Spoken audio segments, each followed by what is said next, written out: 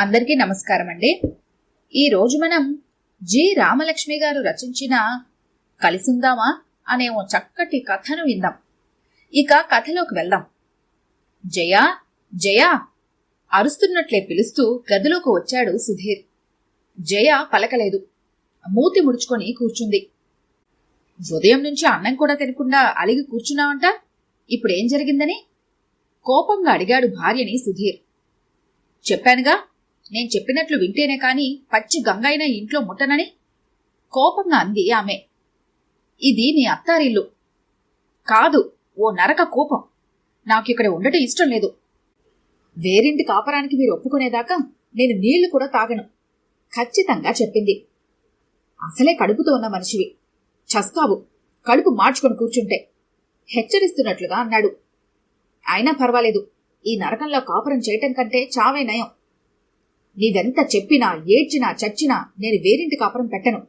అమ్మా నాన్నల్ని, పెళ్లి కావలసిన చెల్లెల్ని, చదువు మధ్యలో ఉన్న తమ్ముడిని వదిలి చచ్చినా బయటికి రాను.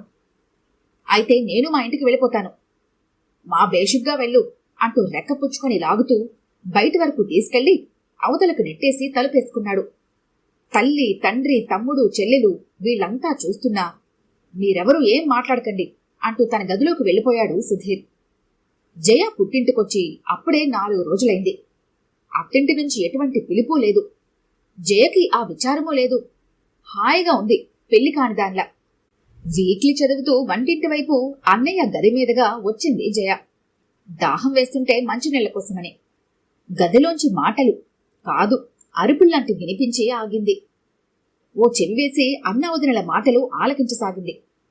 చూడండి, నేను మీకు చాలా రోజుల నుంచి శంఖం ఊదినట్లుగా మీ చెవి దగ్గర పోరు పెడుతున్నాను, మనం వేరే వెళ్ళిపోదామని. అయినా మీరు వినిపించుకోవటం లేదు. ఇలా అయితే నేను మా పుట్టింటికి వెళ్ళిపోతాను అరుణ అంది. మోహన్ ఇంకా గట్టిగా అరిచాడు. నేను చెప్పాను నీకు ఎన్నోసార్లు, అది జరిగే పని కాదని.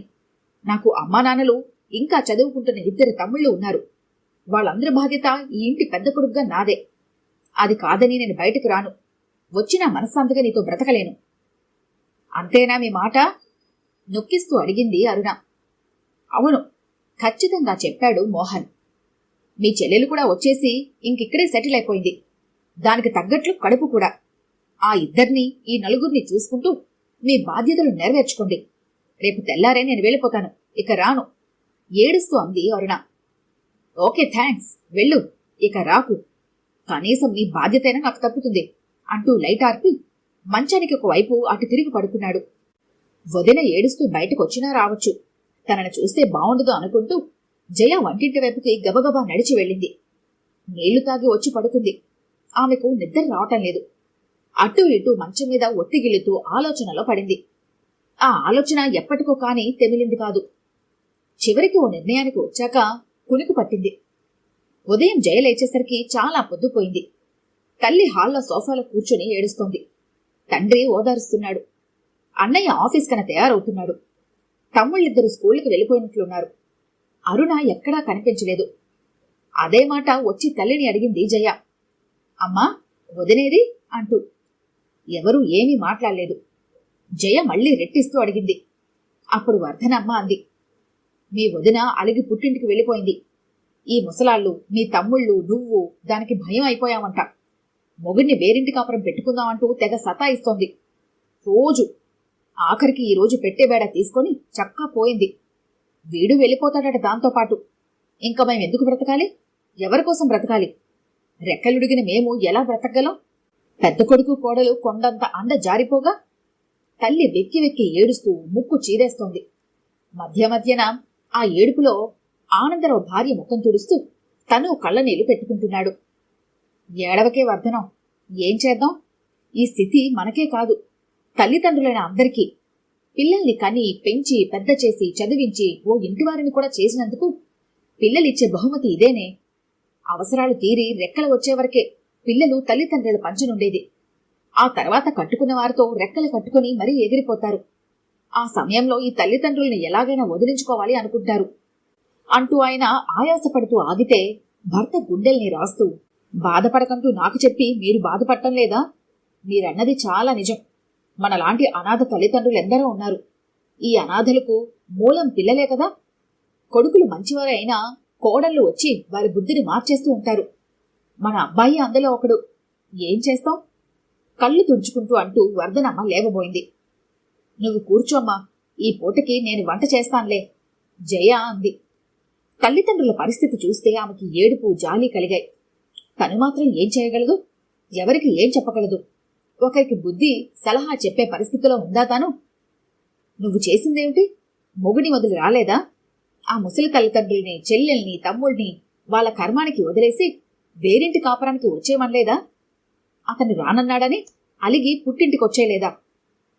ఇలా అని ఎవరైనా అడిగితే దానికి తనేం సమాధానం చెప్పగలదు? అందుకే వాళ్ల గొడవల్లో తనేం కలగజేసుకోలేదు. అన్నయ్య వంక కోపంగా చూసింది. అతనేం లెక్క చేయలేదు ఆమె చూపుని. టై కట్టుకుని బూట్లు వేసుకుని బయటికి వెళ్లిపోయాడు. వర్ధనమ్మ ఇంకా ఏడుస్తూనే ఉంది. వంట భోజనాల కార్యక్రమాలు ముగిశాయి. జయ పెట్టెతో సహా బయటకొచ్చింది. అమ్మా, నాన్నా, నేను వెళ్ళొస్తాను అంది. అదేమిటే అడిగింది తల్లి ఆశ్చర్యంగా. అదంతే అంటూ ఇద్దరి పాదాలకు నమస్కారం చేసి బయలుదేరింది. ఆటో దిగి వస్తున్న జయను చూసి అంతా ఆశ్చర్యపోయారు. వస్తూనే భర్తని క్షమించమని అడిగి అత్తమామలకు నమస్కరించింది పాదాలు తాకుతూ. నన్ను క్షమించండి అత్తయ్య, క్షమించండి మావయ్య, ఇంకెప్పుడు ఇలా ప్రవర్తించను. నా జీవితకాలం వేరు కాపురం కోరను. ఎప్పటికీ మనమంతా హాయిగా ఆనందంగా కలిసే ఒకే కుటుంబంగా ఉందాము. పూజకి మంచి పెళ్లి కొడుకును చూసి పెళ్లి జరిపిద్దాం. రవిని పెద్ద చదువులు చదివిద్దాం. మీ ఇద్దరిని కంటికి రెప్పలా చూసుకుంటాను. ఇంకా మా ఇద్దరి బాధ్యత ఇదే. ఈ బుద్ధి నాకెవరూ చెప్పి పంపింది కాదు. పరిస్థితులే నాలో ఈ పరివర్తన కలిగించాయి. ఈ నా ఇంటిని పెద్ద కోడలిగా బాధ్యతగా చూసుకోవటం, చక్కదిద్దుకోవటం నా బాధ్యత అంటూ తన గదిలోకి వెళ్లిపోయింది. అందరి ముఖాల్లో ఆమెలోని మార్పు ఆనందాన్ని వెల్లివిరిసేలా చేసింది. ఒరే మోహన్, థ్యాంక్స్ రా. నా కుటుంబాన్ని నిలబెట్టావు. మా అందరికీ ఆనందాన్ని, మనశ్శాంతిని అందించావు అంటూ కౌగులించుకొని కళ్ళు తుడుచుకున్నాడు ఆనంద బాష్పాలు రాగా తుడుచుకుంటూ సుధీర్. ఒరే, నువ్వు నా చెల్లెలి మొగుడివే కాని ముందుగా నా ప్రాణ స్నేహితుడివి. నీకిచ్చి పెళ్లి చేస్తే అది సుఖపడుతుందనే ఆశతో ఈ పెళ్లి జరిపించాను. అరుణతో, అమ్మా నాన్నలతో ఆలోచించి ఈ ప్లాన్ చేసి ఈ నాటకం ఆడించి వాళ్ల చేత మొత్తానికి జైలో పరివర్తన కలిగేలా చేయగలిగాను. జీవితంలో అది ఇంక వేరింటి కాపురం అనదు. అంటే ఇక్కడ కూడా అదే జరుగుతుంది. అక్కడ అత్తమామలు కష్టపడితే ఇక్కడ అమ్మ నాన్నలకు తప్పదు, అదే కష్టం. అలా ట్రిక్ ప్లే చేస్తే గాని అదో దారికి రాదులే అంటుంటే అమాంతంగా సుధీర్ మోహన్ని హత్తుకున్నాడు. నువ్వు నా స్నేహితుడివి అయినందుకు గర్వపడుతున్నాన్రా అంటూ. ఈ కథ కనుక మీకు నచ్చినట్లయితే లైక్ చేయండి, షేర్ చేయండి. మరిన్ని ఇంట్రెస్టింగ్ కథల కోసం మా ఛానల్ని తప్పకుండా సబ్స్క్రైబ్ చేసుకోండి.